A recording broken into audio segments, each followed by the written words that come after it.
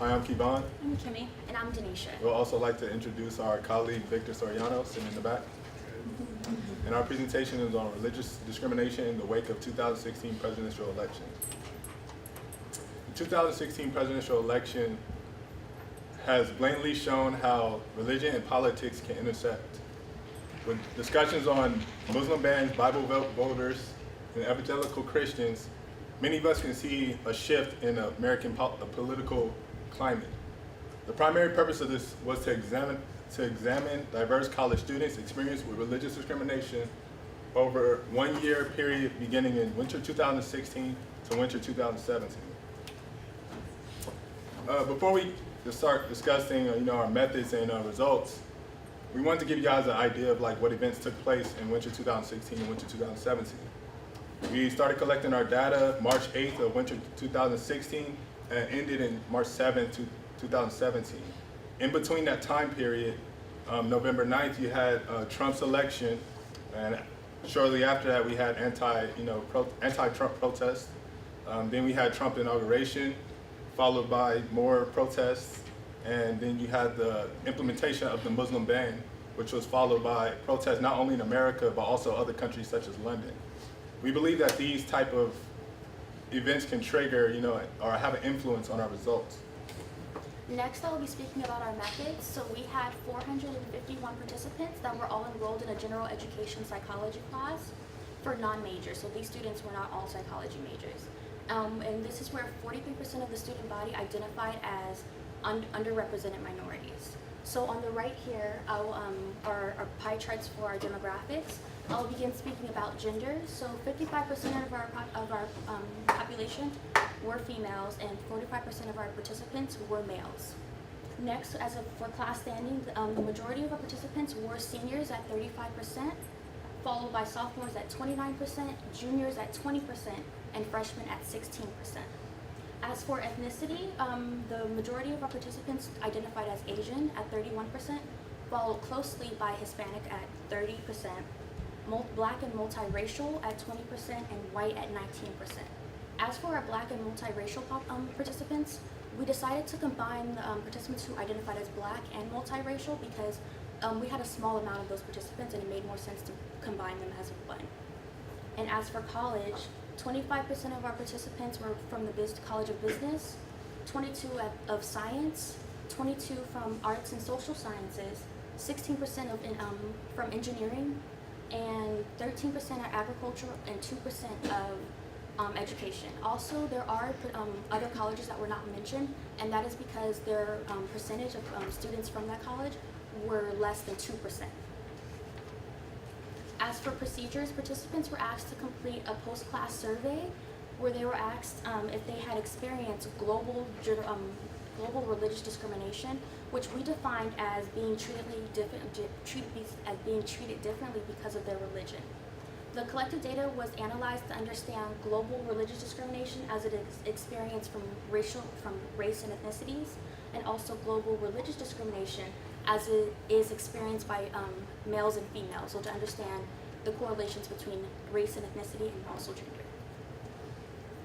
For our first results for religious discrimination, 1/3, which is 34% of our participants, reported that they had been treated differently due to their religion, while another 13% responded maybe. We chose to include the response of maybe in case participants were unsure if they were being discriminated against, and also if they were not able to associate their discrimination with their religion. So maybe it could have been because of their gender identity or also because of their race. Okay, so to analyze the difference between the data that was collected in winter of 2016 and winter of 2017, we created this chart in which you can see the winter of 2016 responses with the red bar graphs and winter of 2017 responses with the blue bar graphs. So there was actually a significant difference between the percentage of respondents who reported yes to having experienced religious discrimination between winter of 2016 and 2017. So in 2016, 23% of participants said yes to having experienced religious discrimination, but that number raised by almost 20%, where in winter of 2017, 40% of the participants reported having experienced religious discrimination. Another significant difference is visible in the no responses. 64% of the participants reported having not experienced religious discrimination in winter of 2016, but only 30% of the participants reported not having experienced it in winter of 2017. So the number of participants who reported not having experienced religious discrimination dropped by over 30%, which is actually a significant difference. So yeah, we hypothesize such a huge drop because about 4% of those people reported maybe in winter of 2017. As you can see, the maybe response is raised, and also a lot of them reported yes. This is correlational data, so we can't be sure what causes this difference, but we did hypothesize that it could in fact be due to the most recent presidential election and the current political climate. So to understand religious discrimination as it was experienced by males and females, we created yet another chart in which you can see the males' responses with the green bar graph and the females with the purple graph. There wasn't really a significant difference in the yes responses between males and females. 35% of the males replied that yes, they had experienced religious discrimination, whereas 33% of females replied that they had experienced this. But the actual significant difference was in the maybe responses, where 17% of males reported maybe having experienced it, whereas only 10% of females reported maybe having experienced it. And we hypothesize that this could be because females on a day-to-day basis do experience discrimination, and it's often because of their gender. So if they did experience any discrimination between this time period, they were likely to either know for sure that it was because of their religion, so they were to report yes, or if not, they were most likely to attribute it to their gender. So they were less likely to report maybe because they assumed it was because of their gender. So to analyze religious discrimination as it was experienced by different races, we created yet another chart in which you can see the responses from our four main populations. So the whites, surprisingly so, had the highest rates of reporting religious discrimination. About almost 45% of whites reported having experienced this, followed by a little over 35% of multiracial and black population. A little over 30% of Asians also replied having experienced religious discrimination, and the least likely group was the Hispanics, about 27% of whom reported having experienced this.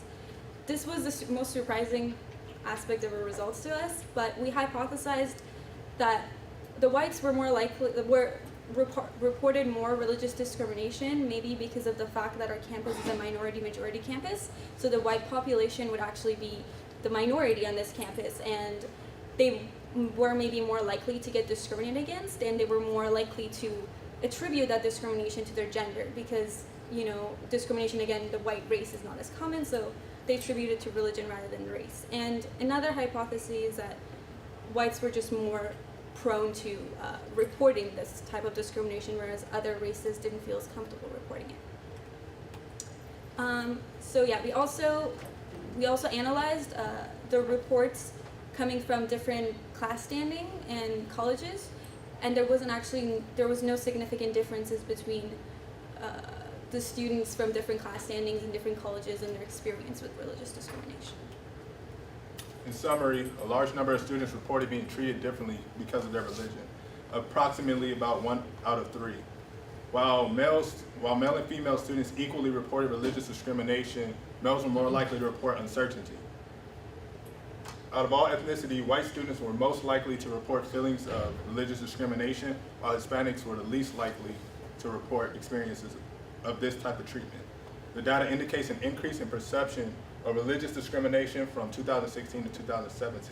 We believe that this data and these results are important because it can influence other colleges and universities to implement more protocols in assisting students with experiencing religious discrimination.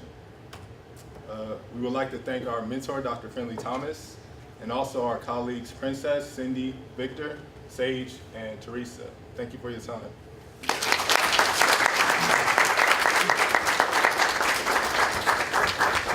Questions? I have a question. Yes. Did you consider looking at differences between on the data have information about the different types of like faiths or spirituality, like Catholicism, Baptist, I think that.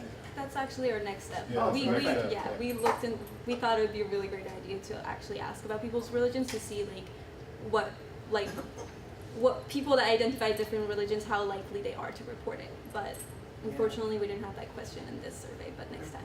Yeah, that would be great to look at. Yeah. Any other questions for the presenters? No? Well, great job and great.